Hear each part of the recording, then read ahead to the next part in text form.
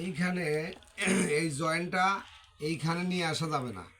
যখন আপনি এই জয়েন্টটা এই মুড়োতে দিবেন তখন আপনি মনে করেন যে এখান থেকে ব্যাগটাতে অন্য কোনো বাজার যে কোনো বাজার তুললেন, তোলার পরে এখান থেকে খুলে যাবে, মানে এই লোডটা ধরে রাখতে পারবে না।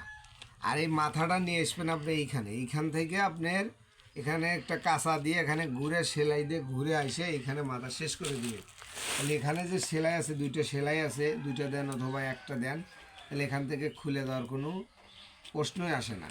মানে এত যতই লোড দেন এখান থেকে খোলার সম্ভব না।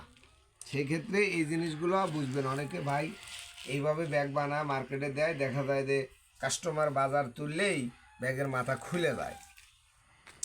আজকে আপনাদেরকে এই ফিতার সম্পর্কেই আজকে আপনাদের জানালাম যে এইভাবে কাজ করবেন।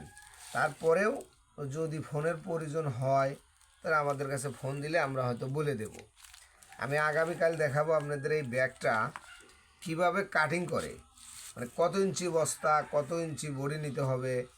এখানে আরেকটা বিষয় আছে যে এই ব্যাগটা আপনার বস্তাটা আছে একটু বড়, সেই ক্ষেত্রে আপনি 18 ইঞ্চি 2×36, আপনি 36 না নিয়ে 40 ইঞ্চি নিলেন অথবা 38 ইঞ্চি নিলেন, এখানে কিন্তু আপনার ফিতেটা 2 ইঞ্চি কিন্তু বেড়ে গেল। আর মার্কেট আপনি যতই বড় দেন সব বড় বড়ই করবে, কিন্তু আপনার বাসা সব কিছু বাঁচানোর পরে আপনি ওই মার্কেট বাঁচাতে হবে। আপনি যদি জিনিসটা না তৈরি করতে পারেন, আপনার যদি না পোষায়, হিসাবের মধ্যে যদি না থাকে, তাহলে তো মার্কেট আপনার দেখে লাভ নাই।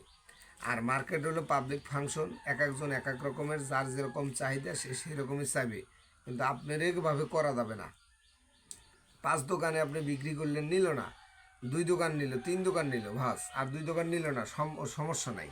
তাই এই ক্ষেত্রে আপনার হলো ব্যাগ বড় করা যাবে না, ফিতে এখানে ডাবল দেওয়া যাবে না, জয়েন্টে এখানে হ্যান্ডেল বড় করা যাবে না, মানে এগুলো আপনার সেভ করতে হবে।